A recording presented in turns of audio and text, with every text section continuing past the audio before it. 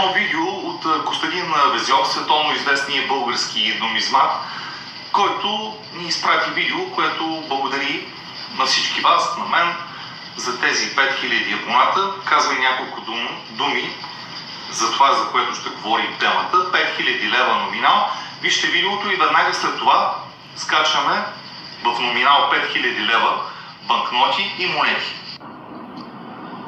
Здравейте, казвам се Костадин Везьов и искам да поздравя Георги Стоянов и неговите 5000 абонати в YouTube.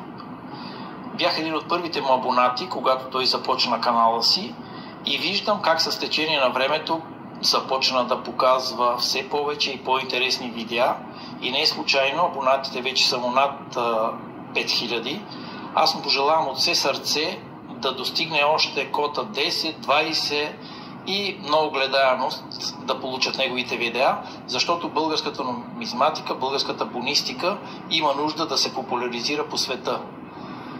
Неговото предаване днес е посветено на една мистична българска банкнота, така наречената Ботевка. Там фалшификаторите са сложили много усилия, труд да може да направят това фалшиво копие, което след това пускат и в обращение в БНБ.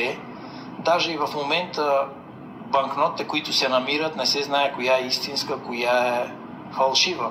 Георги Стоянов от друга страна, с чест, упоритост, труд, постигна това да популяризира своя канал Нумизматика България и да бъде един от най-гледаните канали.